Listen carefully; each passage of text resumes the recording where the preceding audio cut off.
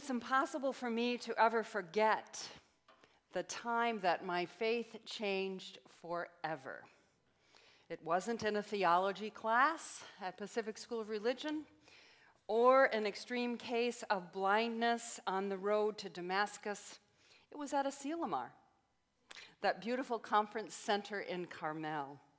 I was teaching a class, I was in my mid-20s, and I was teaching a class for Presbyterians at a week-long educational event.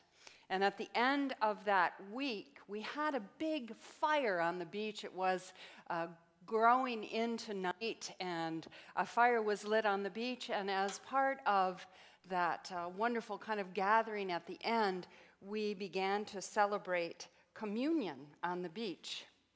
I remember on that night that I wasn't in a real reverent mood. As the minister intoned the words of the communion service in sonorous tone, he reminded us that one day we would celebrate this communion in heaven with God, and it would be an extraordinary experience, the fulfillment of our life to be able to celebrate this communion. I leaned over, and I remember it distinctly, to my good friend Doug and said, I don't care that much about planning for heaven. I want to live now, and I want to have it matter and make a difference. It was the first time that the idea of saving it all for something else, for the next life, and finding peace in heaven no longer made any sense to me. I recall that Doug leaned back and confirmed my belief, and that he said he felt the same way, that living for this moment was so important. And in that moment, the breaking of the bread and sharing it together changed. We ate together, celebrating what it means to be here, alive, now, with each other on this earth, rather than waiting for something to come. I also realized that in that moment that my understanding and sense of religion and religiosity probably changed forever too, that religion failed me. And I began to understand myself on a journey of religious experience and practice. I felt ecstatic, and I also felt relieved, freed somehow to live more closely to my own experience and more deeply in my own skin, in my own life. In that moment, I felt the distance between heaven and earth, past, present, and future, shift, and it became one. That communion also changed the way I think about death, my own and those I love. Instead of imagining that I would one day be able to see my loved ones in white robes of glory, chatting it up on the streets of heaven, paved in gold, I began to imagine them, those I loved, somewhere, always deep inside me, present, not as a real body, and not as heavenly resurrected flesh, but as a real and constant connection to my life and spirit, always walking with me, always walking beside me, sometime even walking within. As Andrew reminded us last week, instead of being caught up in the rapture and heading up toward heaven, maybe it is God who is raptured down to earth, taking up residence with each one of us in the here and now. So John's vision of a new heaven and a new earth gives us a radiant image of renewal and what it must be like to experience resurrection in the now.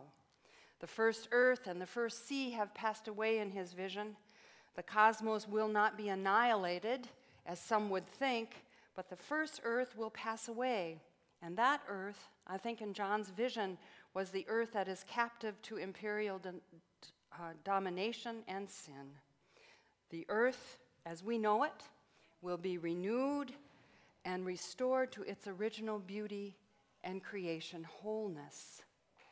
Long ago, I was given a set of books that I still have. It's called The Chronicles of Narnia. Who has read those books and who remembers the great adventures? Now, New Narnia was not an escape from old Narnia, but it was rather a deeper entry into a familiar place, the same place. In New Narnia, everything was more radiant, more fantastic, and more real.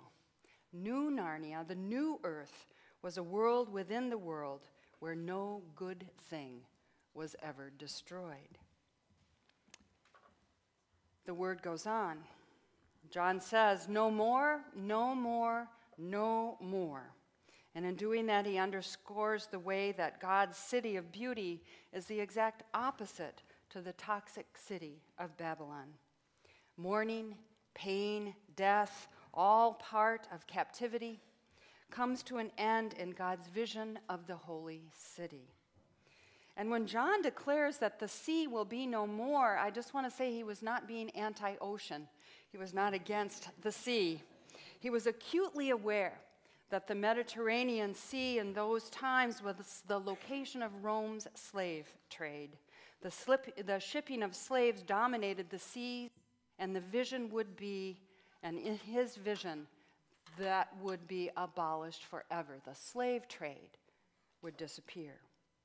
Behold, I make all things new. Water of life is promised, and a new economy is declared where everything is based on gift.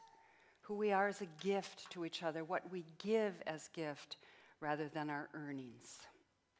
To us, all of this sounds fantastical, like something we may not be able to achieve, but I also can feel our spirits salivating at the thought.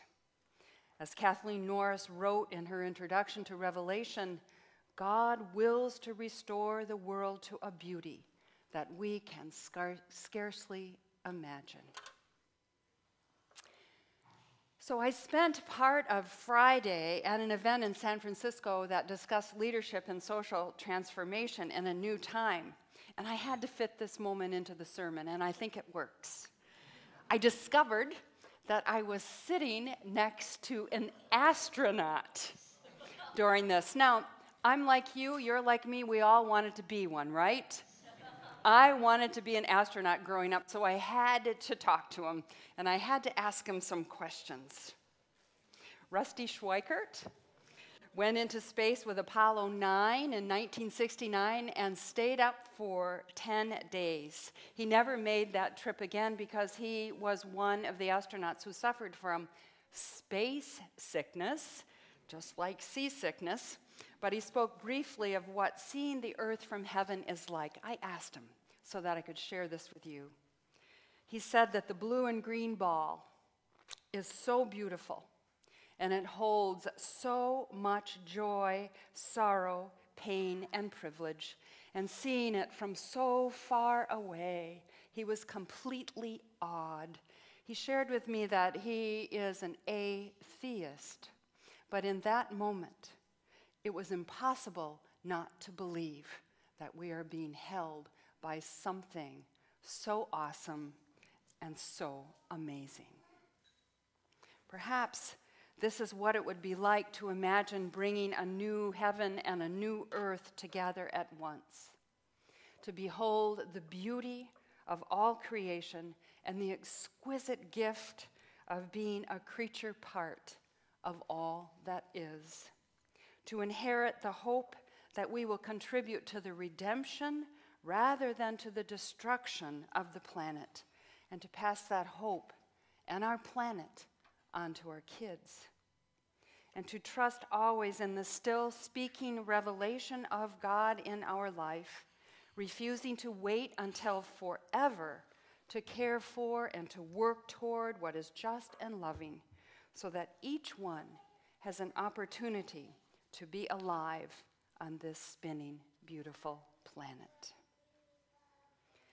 Diana Butler Bass, in her latest book, Christianity After Religion, describes this time in our history as a time when we are moving towards making a new heaven and a new earth, new communities.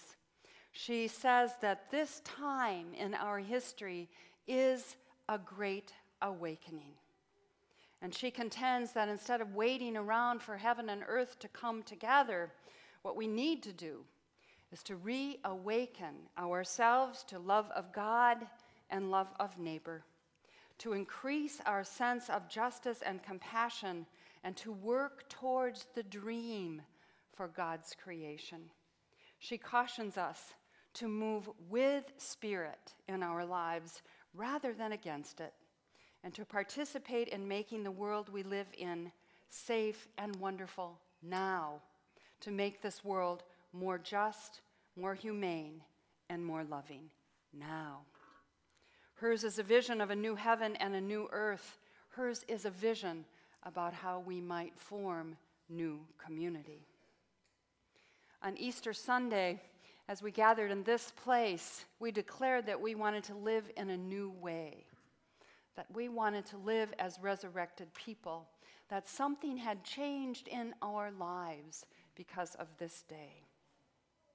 We need, I think, to grasp that we can live in a renewed way and with a new way and sense of believing and being with God.